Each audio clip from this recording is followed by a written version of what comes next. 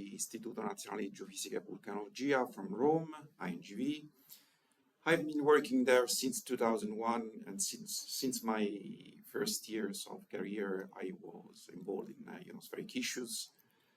During my first years of career, I was involved mainly in vertical ionogram issues and ionosons issues. Then I moved my interests in developing three-dimensional electron density modeling and modeling of the topside part of the vertical electron density profile. But even today, from time to time, I find myself invalidating ionograms, because validating ionograms is important and give you the opportunity to work with very valuable parameters. So this presentation wants to give you an idea, wants to talk about the main physics behind the vertical ionospheric soundings, and then we have to try to understand the basic rules to validate the main ionospheric characteristics from an ionogram.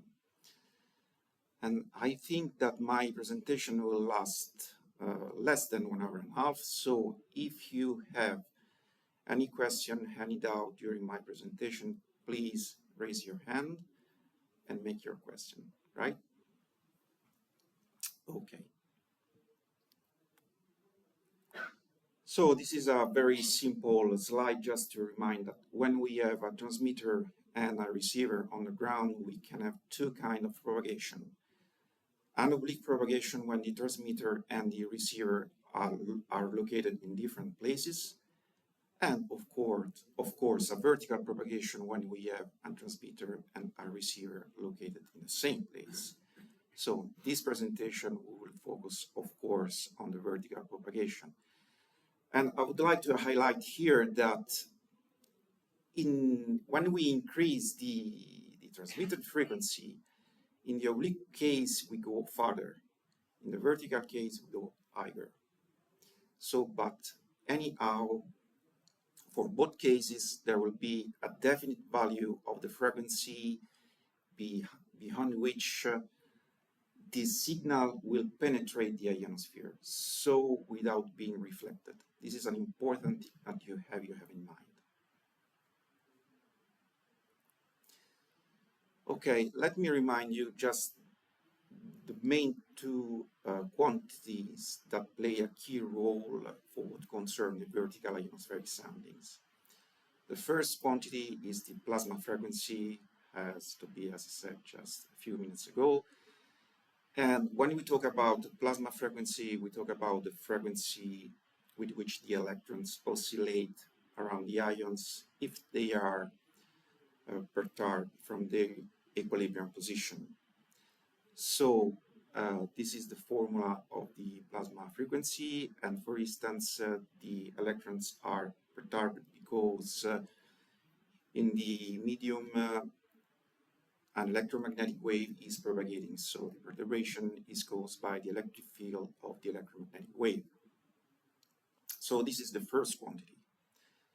The second important quantity is the gyro frequency.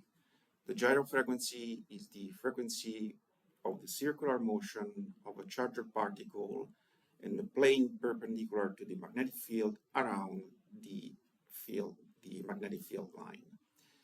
And we have to remind that electrons and protons circulate in opposite direction. So this is the formula for the gyro frequency. And these two quantities, for what concerns the vertical ionospheric soundings, play a really key role, as we will see in a few slides. Just a few words about the magneto-ionic theory, which is concerned with the propagation of electromagnetic waves through a magnetoplasma. So when an electromagnetic wave travels through a magnetoplasma, can be reflected when the ionospheric refractive index is equal to 0. So here I have reported the formula for the ionospheric refractive index, which is a well-known Altar-Appleton equation.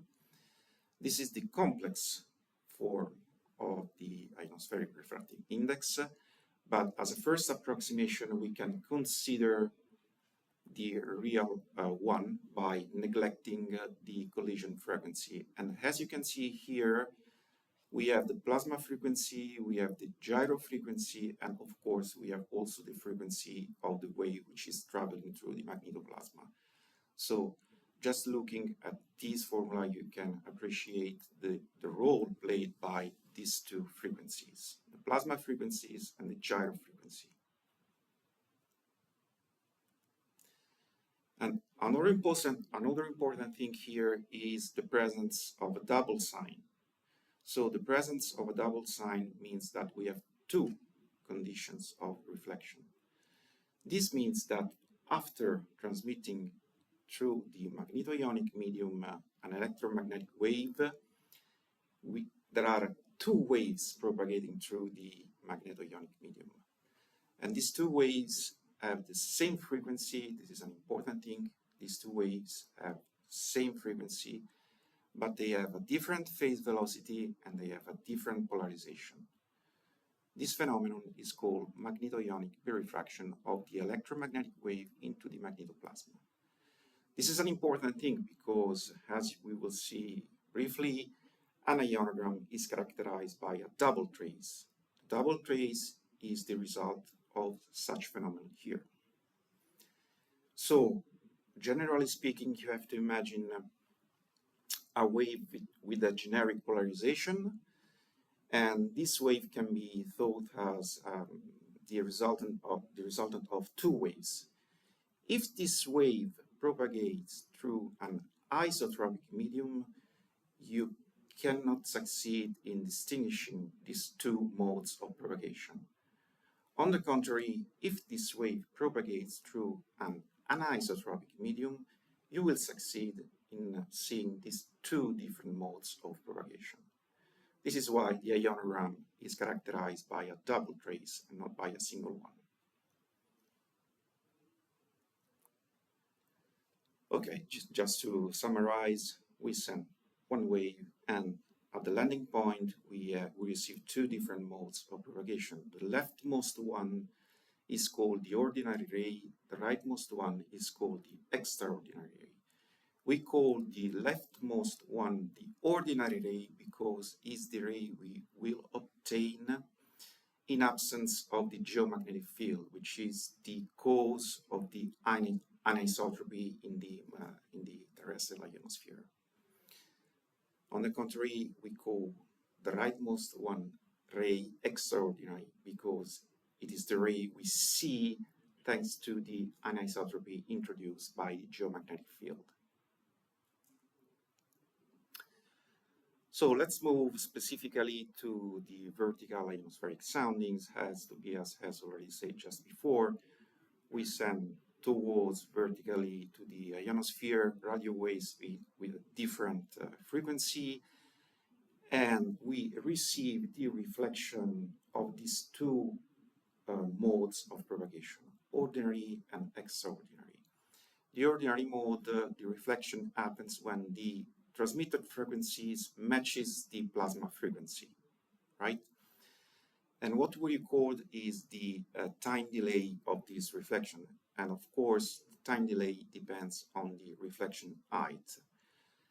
And according to this, the pointer is this one, according to this relation here, and you can see here that h is not h but h first. We talk about virtual height because as a first approximation we imagine the electromagnetic wave traveling at the speed of light, but we know the wave travels through a medium, so we should talk in terms of group velocity, but to obtain the experimental trace we think in terms of speed of light, right? So this is why we talk about a virtual height instead of a real height. So at the end of vertical ionospheric sounding, we obtain experimental trace, which is this plot here, an ionogram. On the y-axis we have the virtual height, and the x-axis we have the frequency. And you can see that we have a double trace. The ordinary one on the left here, and the extraordinary one on the right. And of course, these two modes of propagation correspond to different conditions of reflections that I have written here. This one for the ordinary mode of propagation, and this one for the extraordinary mode of propagation. And an important thing that I want to highlight here is that different parts of the ionogram correspond to different parts of the vertical electron density profile. In red here, the highest part of the bottom side, of course, the bottom side vertical electron density profile, the green part here to the middle part of the vertical electron density profile, and here the yellow part, the lowest part of the vertical electron density profile. Of course, we are talking here about the daytime ionograms. We will see in the next slide what we mean when we talk about a daytime ionogram instead of a nighttime ionogram. This is a simulation I have made by now many years ago. So here we are transmitting frequencies from 1.5 megahertz to 10 megahertz, and the ionogram appears frequency by frequency. And an important thing here that we have to note is that after a frequency equal to 8.5 megahertz, we do not have any kind of reflected signal. So this means that after 8.5 megahertz, we do not have higher frequencies that can be reflected by the ionosphere, which means that for that specific moment of time, the maximum plasma frequency characterizing the ionosphere was 8.8, let's say, for simplifying, 8.5 megahertz, which is not so correct, but okay, let's say this. This is a sketch to highlight this very important point. You will receive a reflected signal only if you are transmitting a frequency which is lower than the maximum plasma frequency characterizing the ionosphere for that specific moment of time, because of course the value of the maximum plasma frequency changes along the day, of course. This is instead a movie showing a whole day of ionograms, just to show you how the ionogram trace varies along the day. So you can see that the nighttime, this is, of course, I take the side of my institute because these are all ionograms decoded by the ICE-INGV ionoson we have developed and built at our institute. These are ionograms decoded by the ionoson installed in the Rome Ionospheric Observatory.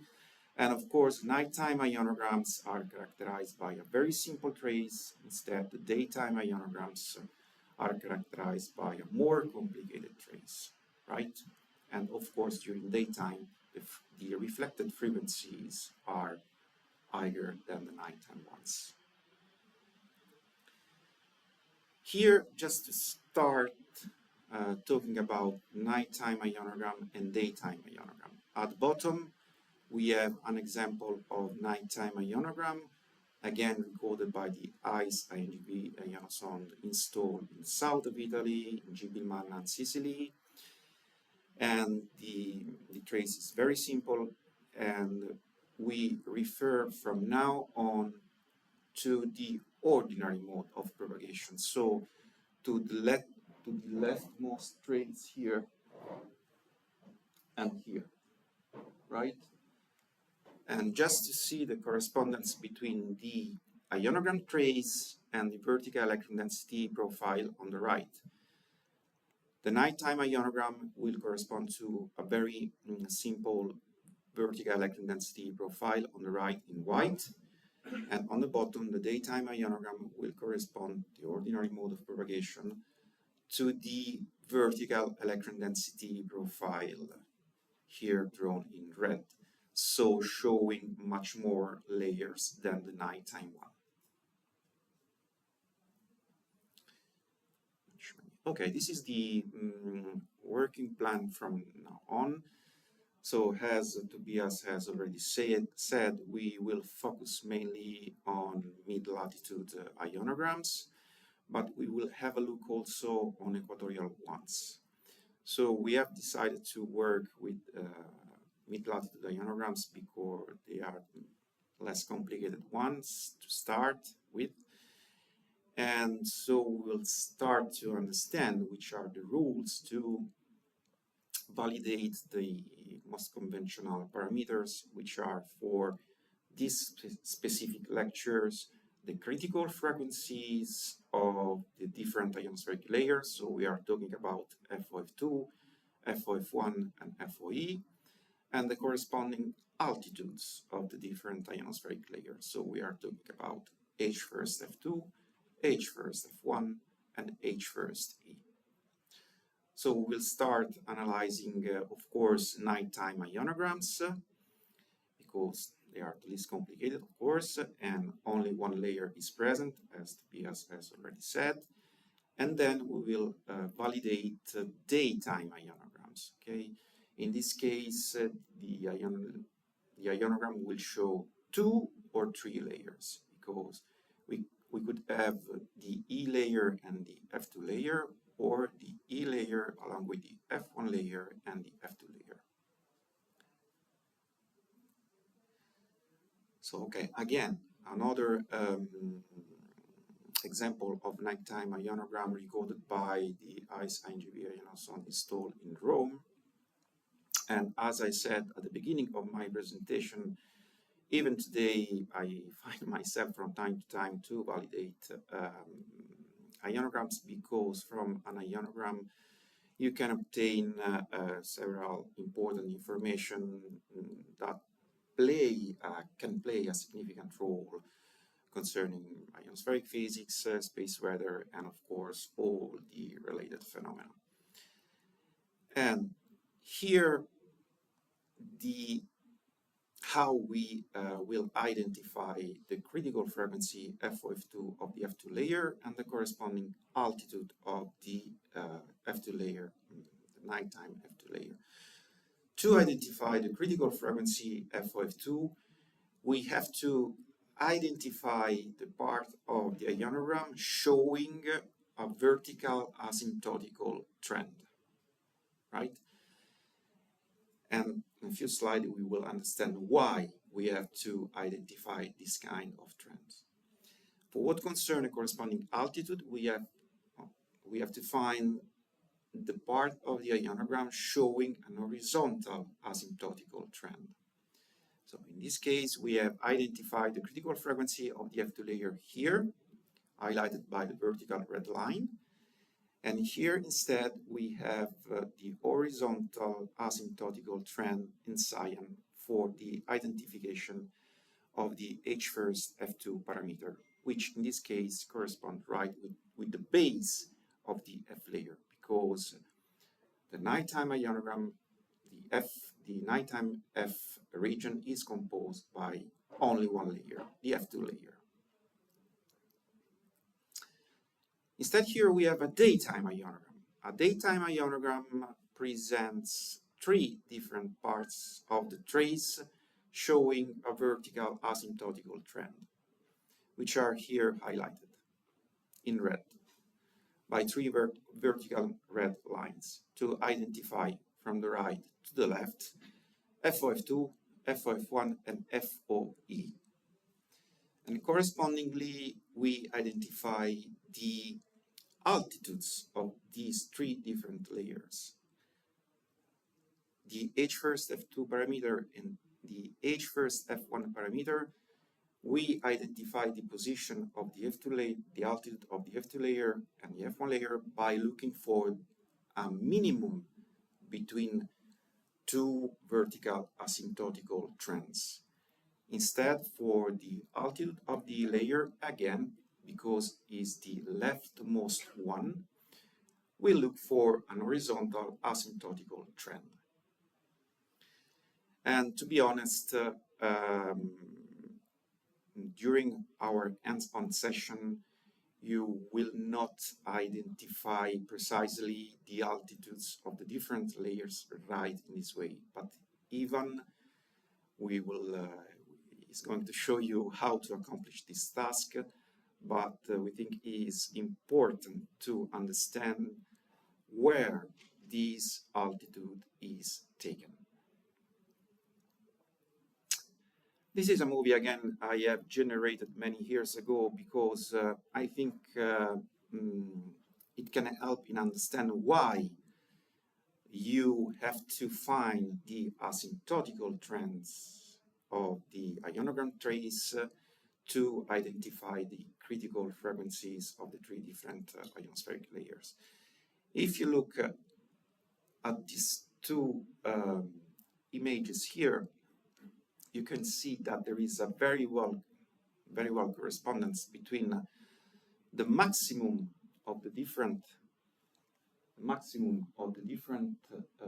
ionospheric layer here, here, and here, and the vertical asymptotical trends shown by the ionogram trace. Okay, this is why we have to identify these vertical asymptotical trends of the ionogram trace. And again, just to understand better, this is the analytical formula relating the virtual height h first to the real height h. And you can see that h first, the virtual height, is function of the gradient of the plasma frequency with respect to the real height. And we can also see when this gradient is equal to 0, the virtual height tends to infinity. And this is what happens in correspondence of the maximum electron density of the different layers characterizing the vertical electron density profile. So this is why you have to identify the vertical asymptotical trends of the ionogram trace to take the values for the critical frequencies of the different ionospheric layers.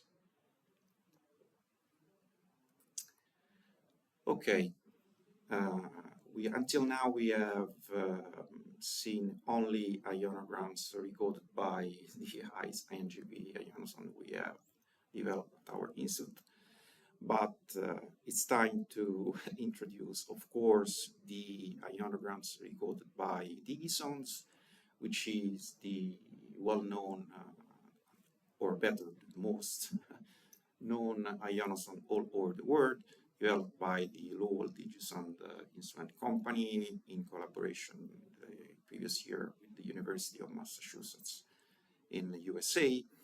And you can appreciate by looking at this ionogram a first important difference.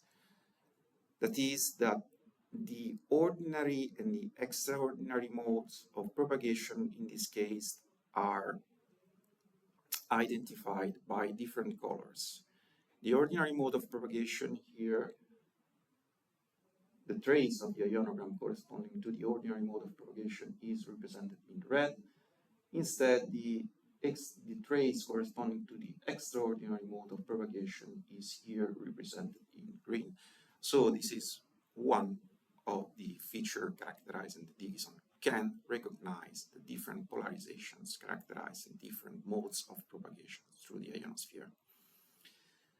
And another thing I would like to highlight here is that you can see here that this ionogram is characterized by 4 similar traces. The lowest one here, then we have this one, and also a hint of trace here for a 4th trace. These are, let me say, okay, these are multiple reflections, but for what we are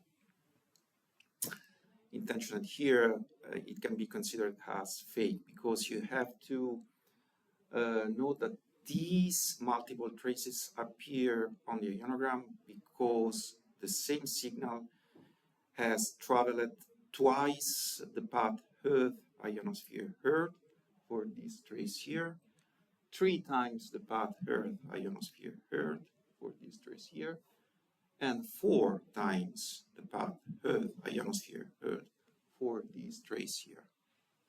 So when you have ionograms showing multiple reflections like this, you have to refer please to the lowest one, which is the real one. Okay. And of course, also in this case, we identify the FOF2, the critical frequency FOF2 by looking at the vertical asymptotical trend of the ionogram trace related to the ordinary mode of propagation, and correspondingly we have the altitude in correspondence of the horizontal asymptotical trend. And here on the left you can read also the values that in this case are given as output by the automatic scaling, because as Tobias has already said, likely today we are helped by automatic scaling that help us in having very good data set of parameters that of course from time to time has to be checked and validated properly. And you can see here that we are facing here nighttime ionogram recorded in Doorns, Belgium, and we are talking here about H1st F, which is the same value of H1st F2, because during nighttime we have only one layer for the F region. As Tobias has already said before, we can face ionograms coming from different kind of ionosons.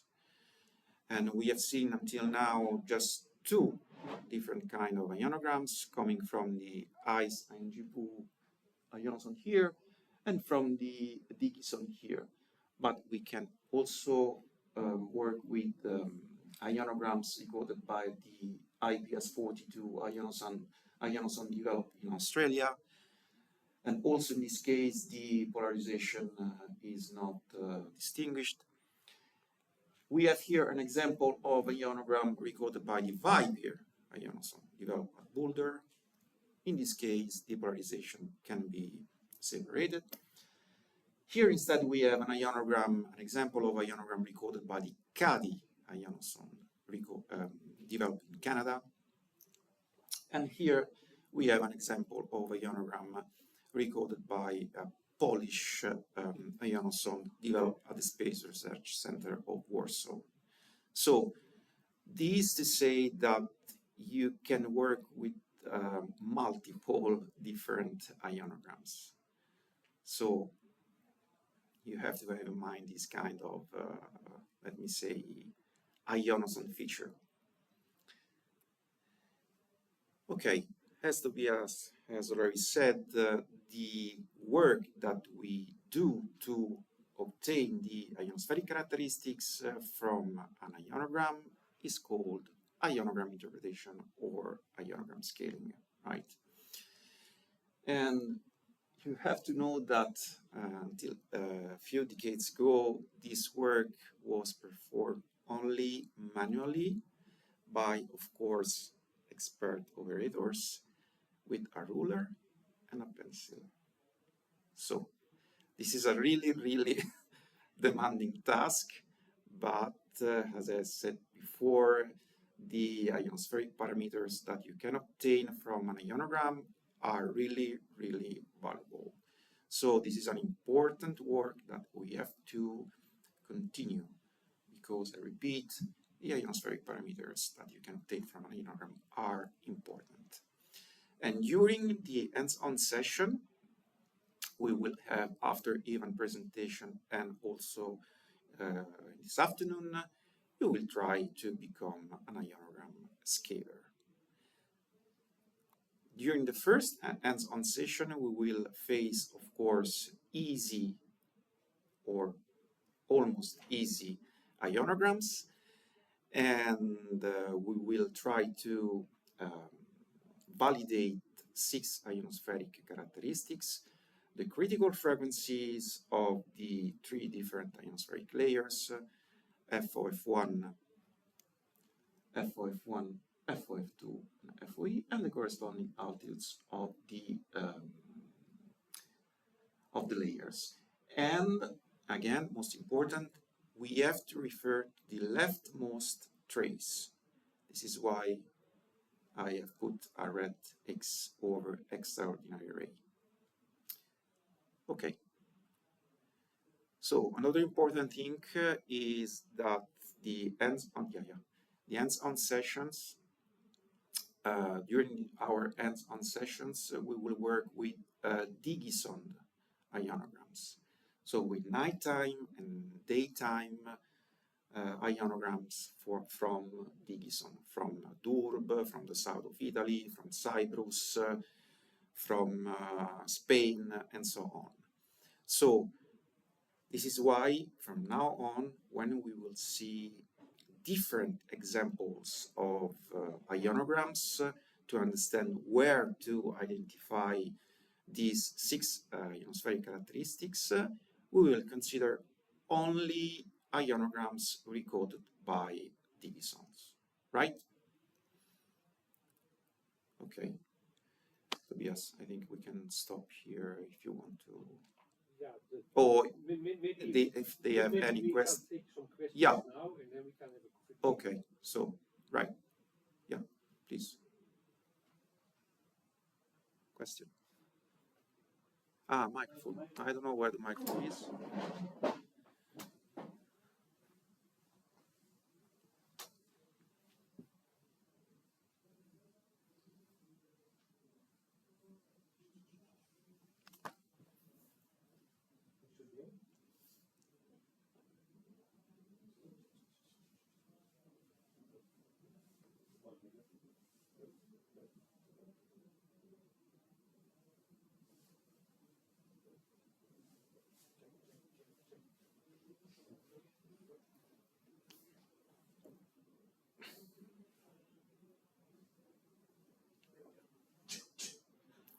Yeah. Could you talk to me about the focus on the ordinary wave? Because we have lots of information on the extraordinary wave presented to us, but none of that seems to be scaled. The second question was, when you speak about the heights of the layers, although it doesn't say so, you seem to be doing the height of the ordinary layers. Yeah. You seem to be missing that subscript O for ordinary in the values, but maybe that's just how it is. So, okay, just repeat the first question, please. Repeat the first question. Yes, the focus on the ordinary layer, yeah. interpretation of the ordinary layer parameters, yeah. and why the extraordinary layer is ignored. Okay, right. Let me say because first of all, because the reflection condition is the simplest one. So once you have a reflected signal at, let's say, 10 megahertz, you can say that there the plasma frequency is 10 megahertz. So it's conventional. And concerning the second question was about interpreting the height of the layers. Okay. You present H virtual height F F2E. Yeah. That seems to imply that's the height of the ordinary, where the ordinary wave is being reflected.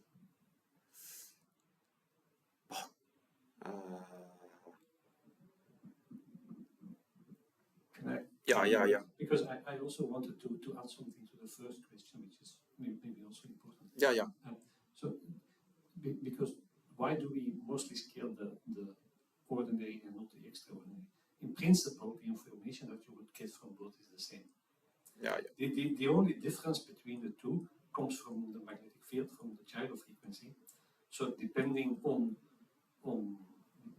at what location your station is, there is a certain offset between the two traces, but otherwise they should be identical. This is actually kind of the answer to both questions, because the height should be the same. The height for both the asymptote, and you can kind of see it on this plot, right? On the right hand, the frequency, those are different. But the altitude, since the reflection is coming from the same layer, the altitude, the horizontal asymptote, should be always the same. So we mostly look at the O because, as Michael said, there's a difference. The offset is just defined by the magnetic field value at wherever you're making your measurements, which you actually have to keep in mind that this also covers various heights. And the magnetic field at a certain location is not the same at all altitudes, of course, because there's the different L shells, especially if you go to high latitude, this might be a large difference. So the O is somehow more easy to interpret because you don't need to keep in mind the magnetic field values. Yeah. And ultimately, the information that you extract from both is the same. In terms of the electron density and the height at which this density is the same. So that's why we usually just look at the O. However, in some cases, if for whatever reason, because there happens to be like interference or so, the O trace is not clearly visible, Yeah.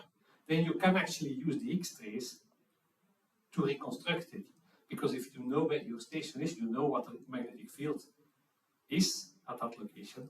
So you know that if you see only the X and the O is for some reason not clearly visible, you know that the O should be at a fixed offset from the X. So, yeah, that's the answer. Usually we just look at the O for both frequency and height because the information contained in both traces should be the same. We only sometimes look at the X as kind of a backup data in case the O trace is not clear. Yeah, David also wants to say something, and then we will go for coffee. I'll just make a slight comment. There actually can be slight differences between the O and X mode. They have slightly different sensitivities to the cusps. So the kind of vertical sections that you're seeing in the traces. And so some software, like PolN, for example, allows you to actually scale both modes and try to use both of them in the inversion. The advantage is very small for the extra burden. You only get one extra small piece of information in the valley. And so often it's just not done, especially when oftentimes you're inferring some information about the O mode from the X to be able to do the inversion. Yeah, so I think this is a good place in your presentation to stop for coffee. Also, there is now coffee, so that's also a good reason to stop now for coffee. So I think the coffee break.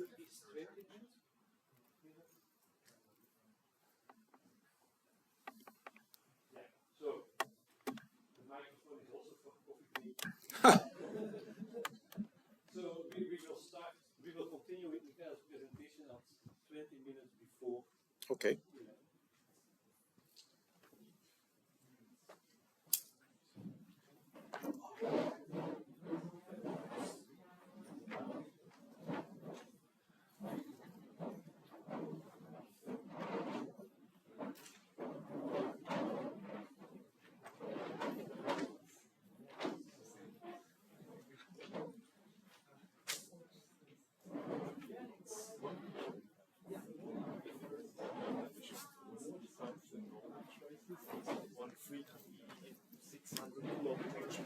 Come, which one? There. Wait, two more. No, that one. There's this bluish. Ah, okay, this is an What's oblique. this? Oblique. From the different ions? Yeah, yeah, Or oblique. Oblique from sounding. different Yeah, yeah. synchronized? Yeah. Synchronized. Yeah, yeah. Sorry. Edges aren't synchronized. Yeah, I know that we do this also, but I was wondering what it is, whether it really looks Yeah, like yeah, this. yeah, So yeah, I don't That is have a probably mind. from Spain. Yeah, Okay, Yeah. okay, I guess. then it makes sense. Okay, Yeah, I was yeah. wondering what this might be. Yeah, yeah. Sorry. Thank you.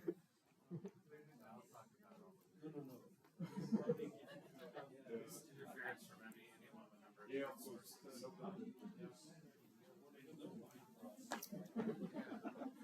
Actually, enjoy a reader meeting, man. Just enjoy it. Well, they're mostly just looking at progression instead of just. I'll go through them very, very The first one's in the morning and the second one. I think that's right after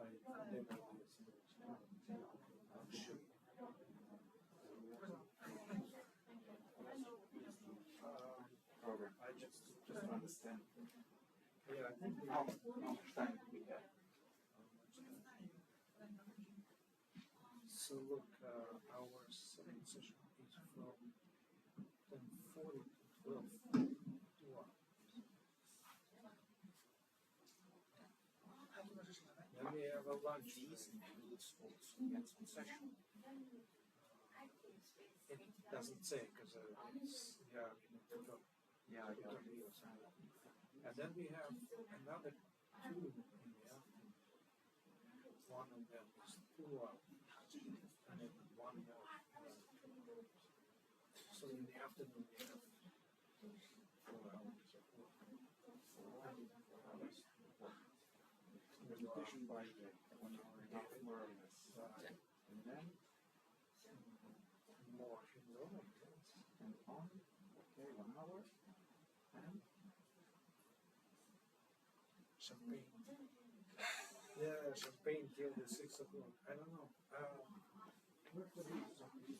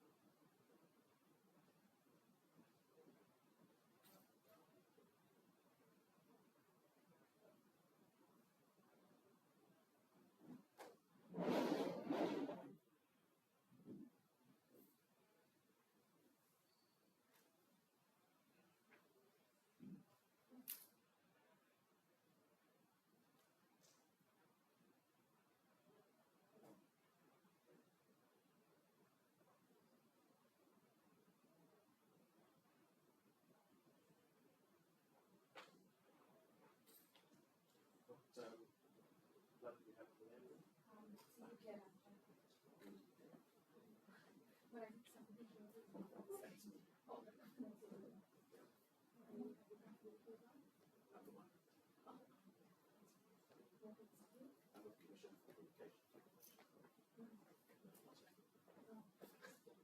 Yourself?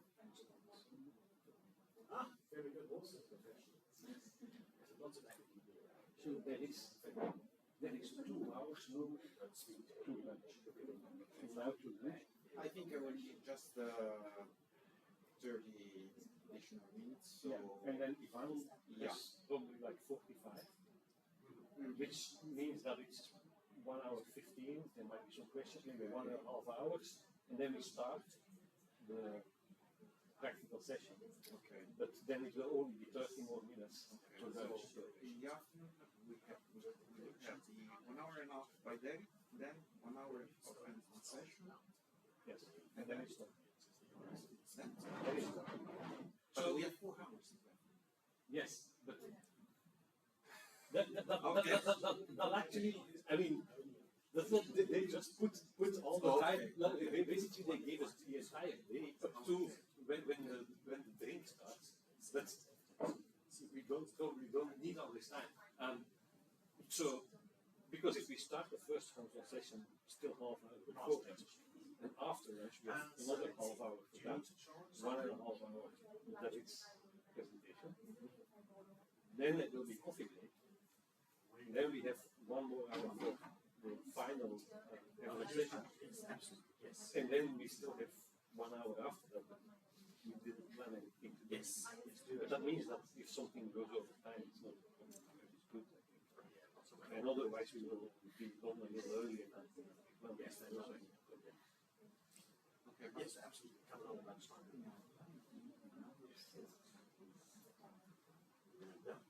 Yes. Well, that's the number registered because they were 30 registered. Yes. Yes. And this is probably many, because I think there are about 20. I think so. Yeah, it's pretty many. Yeah. And it's not so there are, I mean, there are 5 in each of the third, something like 20. But that's like 1/3 is missing. Yeah, and that's annoying because we refused some. They still wanted to come. And we said you can come because and briefly talked about it during the break with Inge. Yes, she says, yeah. These people indeed they have not passed the registration yet, so they have not yet. So why did they register and then not come? Maybe for the next time we should plan to accept a number of students or participants. Let me say. Yeah, already assuming that someone will come. This is what I also said to Inge that we can do this the next time. The only way. Yeah. Because it's unfortunate that you refuse people. Because then ultimately it's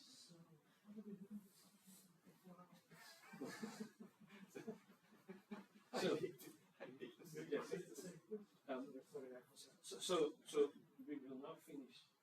We can start. Then it's up to you. Then we start the first hands-on session. First hands-on session will be broken by the lunch program. We will probably start before, but not. We will only have like 30 minutes before. So we will continue after. Then there is David. He has 1.5 hours.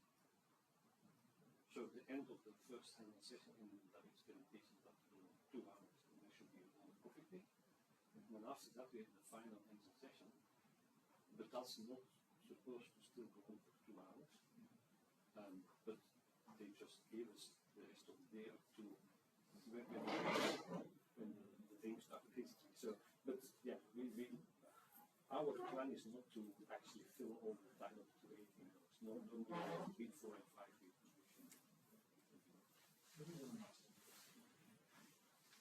Elena, she's doing well, she's a fine.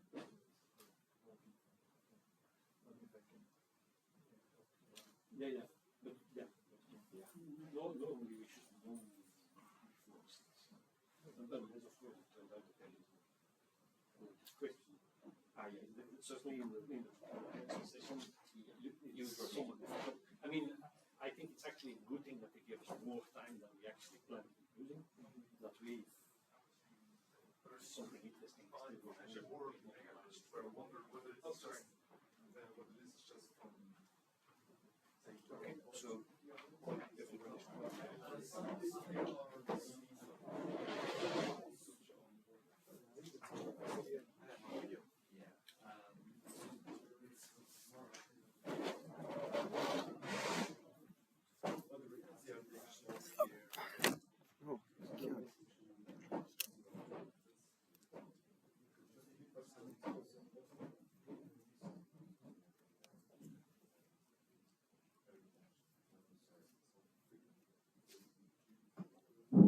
Okay.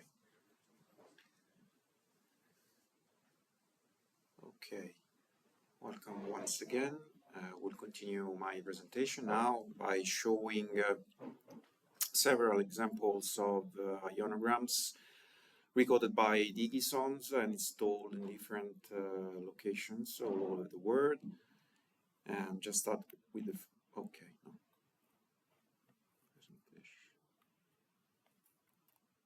Wow.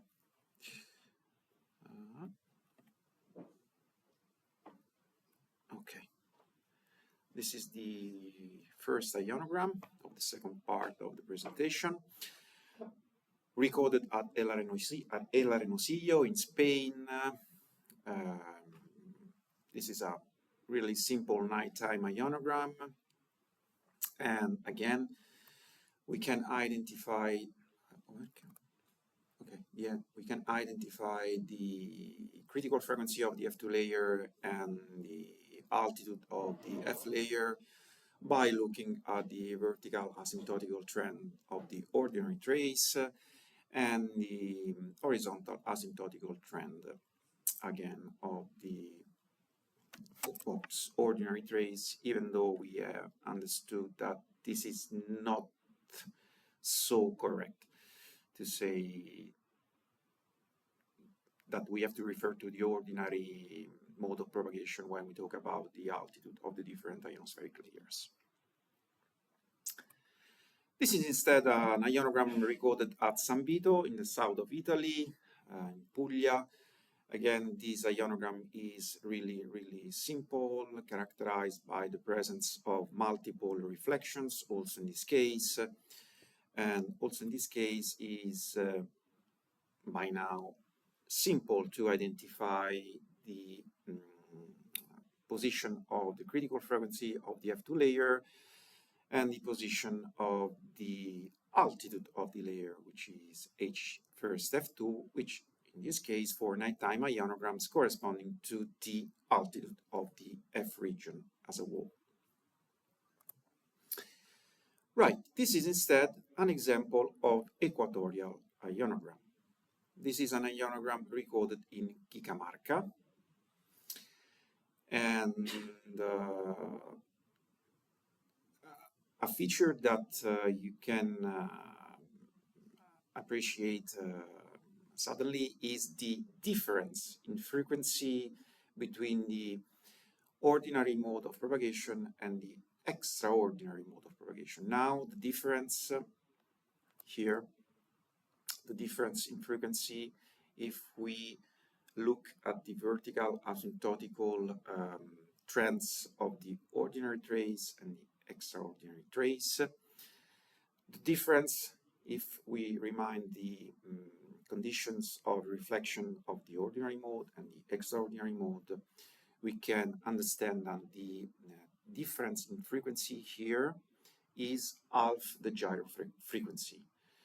So if we look here at San Vito in Italy, the difference in frequency here between the ordinary mode of propagation and the extraordinary mode of propagation is about, let's say, 0.7, 0.8 megahertz, right? But if we have a careful look here at Cajamarca and we try to calculate the difference in frequency here between the ordinary mode of propagation and the extraordinary mode of propagation, we can see that the difference is by far smaller, right? Let's say 0.4 megahertz, because this difference is strongly dependent on the value of the geomagnetic field. So in Cajamarca, the value of the geomagnetic field is smaller than the value of the geomagnetic field in San Vito, in the south of Italy. And the value of the geomagnetic field in San Vito is, of course, smaller than the value of the geomagnetic field that we would measure, for instance, in Tromsø, in Norway. So if I don't have now an example here, but if we should have a look at a Tromsø ionogram, we could appreciate a much larger difference in frequency between the ordinary mode of propagation and the extraordinary mode of propagation. So just to highlight that this difference in frequency is strongly dependent on the value of the geomagnetic field through, of course, gyrofrequency frequency. Also in this case, anyhow, we have to we can identify the critical frequency of the F2 layer and the corresponding altitude, as we have done for ionograms recorded in San Vito, l'Arenosio, and in Dulce. So the value in this case, as you can see here, we have not available. Values are not available because in this case the ionogram was not autoscaled by the autoscaling system which is called ARTIST and developed by the University of Massachusetts. But if I have to validate visually this value of the critical frequency of the F2 layer, I would say, let's say 4.8 megahertz, more or less, right? And concerning the altitude, I would say 220 kilometers of altitude, virtual. Another example from Cajamarca, for which the critical frequency in this case is much more lower than the one we have seen before. And also in this case, we have not corresponding values because also in this case, the ionogram was not outscaled by ARTIST. This is another equatorial station in Cachimbo, Brazil. The difference in frequency in this case is even smaller, and I would say 0.23 megahertz, right? So just to highlight once again how the separation in frequency, especially where the asymptotical trends are visible from an ionogram, is strongly dependent on the value of the geomagnetic field. But again, also in this case, the way you have to follow the rule you have to follow to validate the critical frequency of the F2 layer and the corresponding altitude is exactly the same, right? Okay, let's talk now about daytime ionograms. And to do this, I have reported here a full data set of ionograms recorded hourly for a whole day in Dulce, Belgium, from 00 to 23. And I have marked in blue the nighttime ionograms showing only one layer. Then in green, I have marked ionograms showing only two layers. In this case, we are talking about E and F2 layers. And in red, instead, I have marked daytime ionograms showing three different layers, E, F1, and F2, right? So these two understand how an ionogram evolves along over a whole day, right? Okay, so now we are going to see different examples for sunrise, early morning, or late evening sunset, and daytime ionograms. This is the first one, again from Dours in Belgium, which is a very good station, thanks to Tobias. And here the ionogram is showing two different layers, of course. The first one is the F2 layer. And again, we have to identify the vertical asymptotical trend of the ordinary mode of the ionogram trace, and correspondingly the altitude. And again, here, H first F2 is equal to H first F, because the F region is composed again from only the F2 layer. But we have now also the presence of an E layer, because we can see also on the left a second part of the ionogram showing a vertical asymptotical trend of the ionogram, where we can estimate the value of the critical frequency of the E layer, and correspondingly the corresponding altitude of the E layer. I know here there is just an hint of the trace, but this is all we have. So we can estimate from this little piece of ionogram the altitude of the E layer. Okay, just to say that because I received a question during the pause, this trace here is the result of an oblique ionogram. So the Digison is receiving a signal from Digison installed in Spain, right? So this is instead this is the result of a vertical ionospheric sounding. This is the result of an oblique sounding, which we will not talk about. Yeah, of course. This is again an example from San Vito in the south of Italy, showing a very well defined multiple reflections. Of course, we have to refer to the lowest trace, and again we can identify the values related to the F2 layer in the same way. And going to the left, we can identify also the critical frequency and the corresponding altitude of the E layer. Here again we have an ionogram from Gigamarca, and of course showing the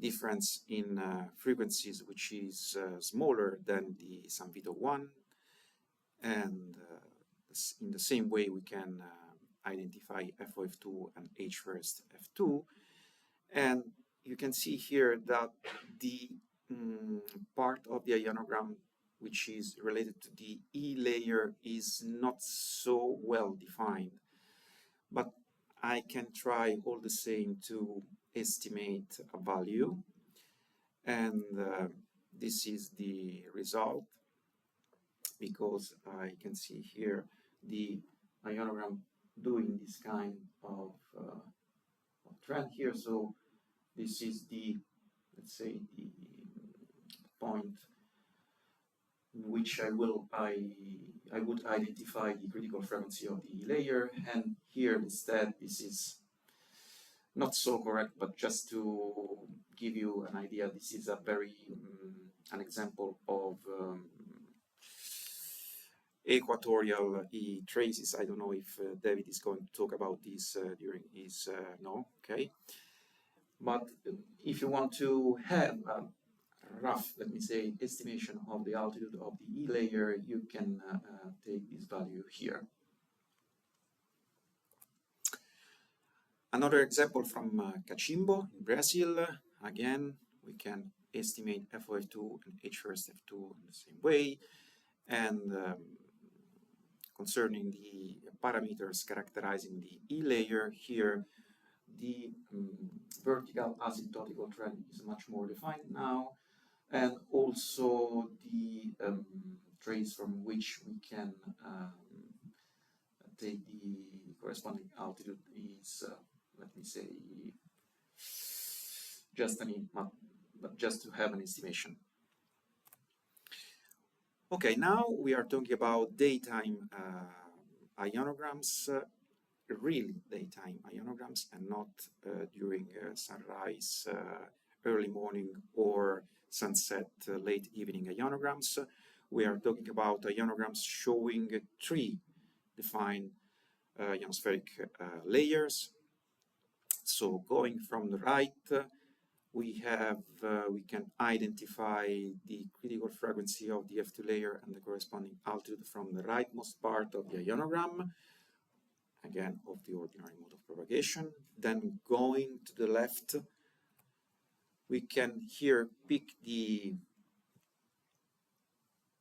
critical frequency of the F1 layer here, the corresponding altitude here, and I would like to draw your attention here that H1F2 now is different from H1F because we have the F1 layer. In fact, H1F now corresponds to H1F1. So now the F region is composed by two different layers, F1 and F2. And then going to the left, we can estimate the values of the critical frequency of the E layer and the corresponding altitudes, of course. This is an example from San Vito. This is a very, very clear ionogram and showing multiple reflection, but we know now that we have to refer to the lowest trace. And once again, we have here FOF2, H1F2, which is different from H1F. We take here the critical frequency of the F1 layer, here the altitude of the F1 layer, and correspondingly we have the parameters for the E layer. Again, an example for Gigamarca, equatorial region, and by now you know how to identify the critical frequency of the F layer, the corresponding altitude. Here the F1 layer is not so well defined, so you can see that here the vertical cusp is not well defined. In this case, for these cases, we talk about L conditions. So the F1 layer is not fully formed. So, but we can see that something is there. So also in this case, we can all the same try to estimate the value for the critical frequency of the F1 layer. And here we have the corresponding altitude and correspondingly the parameters for the E layer. Another ionogram from Cachimbo, and again, you know how to, which is the rule to obtain these two parameters. Again, this is another ionogram characterized by, let me say, an L condition, but we can estimate the value of the critical frequency of the F1 layer here, even though the vertical asymptotical trend is not well defined. Correspondingly, we have the altitude of the F1 layer. And here the corresponding parameters for the E layer are very, very difficult to validate, but we can try to imagine, let me say, where the vertical asymptotical trend of the E layer is, and correspondingly the altitude of the E layer. So this slide just to let you know that sometimes when a value you validated is characterized by you are not sure about the value you have validated, you can write some letters accompanying the value, which are called descriptive and qualifying letters. So some of the most used descriptive letters are these ones. If you use the descriptive letter A, this means that you are not sure because the ionogram trace is characterized by sporadic layer, as David is going to see in the afternoon. Or if you characterize your validation with the descriptive letter F, this means that the ionograms is characterized by a spread F phenomenon. And again, if you write close to your value the descriptive letter R, this means that your ionogram is characterized by a very significant attenuation. And along with the descriptive letter, you can also use a qualifying letter. But you have to have in mind that you can use a descriptive letter standalone, as a standalone letter, but you cannot use a qualifying letter as a standalone letter. A qualifying letter must always accompany a descriptive letter. For example, you have validated the value of the E layer, the value of the altitude of the layer, let me say 95 kilometers, but you are not so sure because your ionogram is characterized by the presence of a sporadic E layer. In this case, you use two letters, qualifying U, which means uncertain or doubtful value, and A because of the presence of a sporadic E layer on the ionogram. These are an example. For instance, this is an example of ionogram recorded at Wallop Island, and you can see that this ionogram is characterized by a significant attenuation close to the critical frequency of the F2 layer. This is a nighttime ionogram, and it's impossible here. You have the ionogram, but it is impossible to validate a value for the critical frequency, right? So this is why here we put as a descriptive letter an R, which means that the ionogram is characterized by a really, really significant attenuation. So it is impossible for the operator to validate a value for FOF2. This is instead another example of ionogram.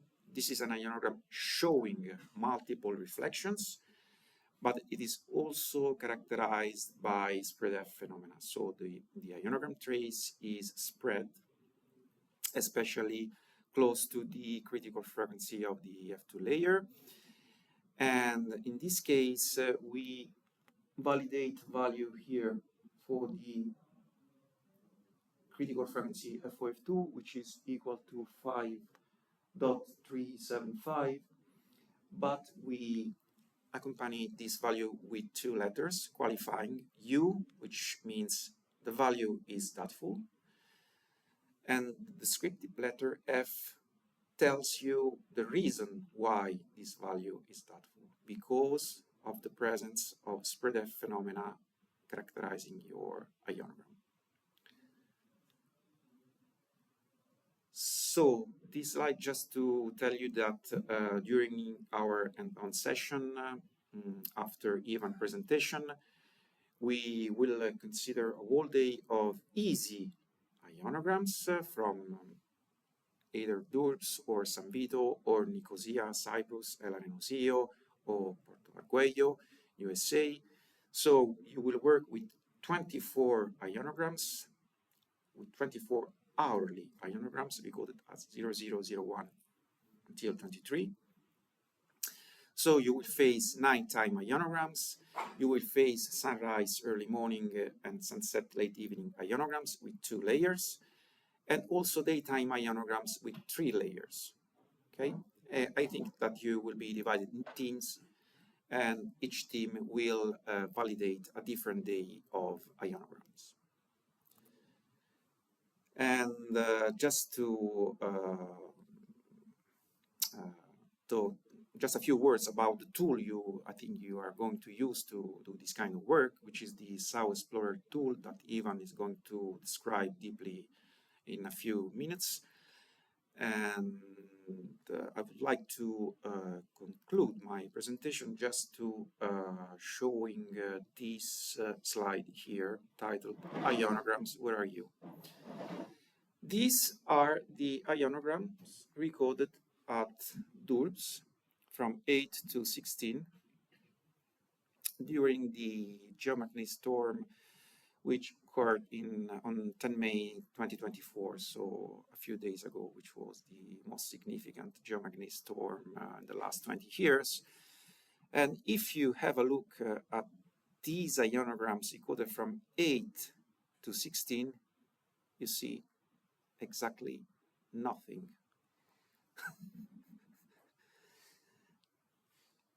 The reason is that during this period, you send an electromagnetic wave through the ionosphere, and in this case, the signal is completely absorbed. Because as Tobias has already said this morning in his first presentation, during these disturbed periods, the activity of the sun is really, really important and significant. We live many flares coming from the sun, and these are all events that cause these kind of results. So during these disturbed periods, the ionosphere can become really, really absorbing.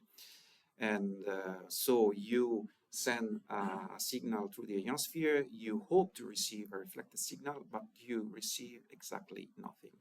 So, and only at 1645 here, you start again to receive, let's say, more or less defined ionogram.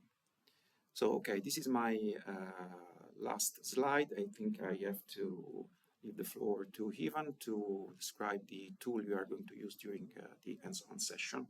If you have questions. Yeah, we can do some questions now.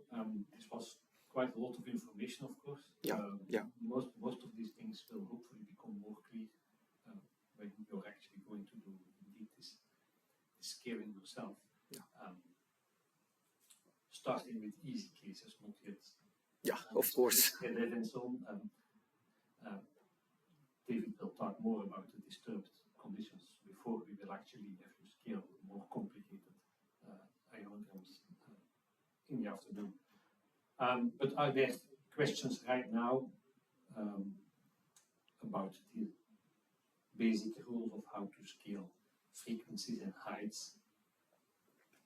Because this you will have to do a little later on yourself. Yeah. No questions at this point? Okay, good. So, in order to do this scaling later on in the practical session, we will use this as our Explorer tool. Before today, somewhere last week, you should all have received a mail with a link to where you can download and install this, because you will have to have a laptop where you can work with this tool to do the hands-on session, because we are no longer doing this with a slide rule and pencil. So yeah, you will have to do this on laptop. So as Michael said, this can be done in small groups, so not everyone has to have necessarily one laptop per one person.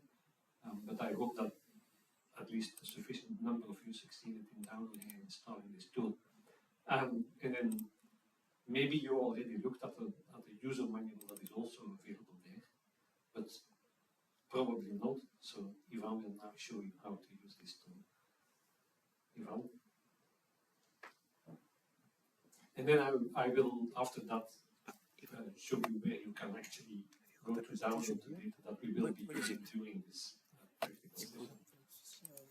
And then we will probably start the practical session before lunch and continue it after this lunch. one. Okay. And then we will have David start, and then we will have some more difficult cases afterwards. Okay, now Ivan.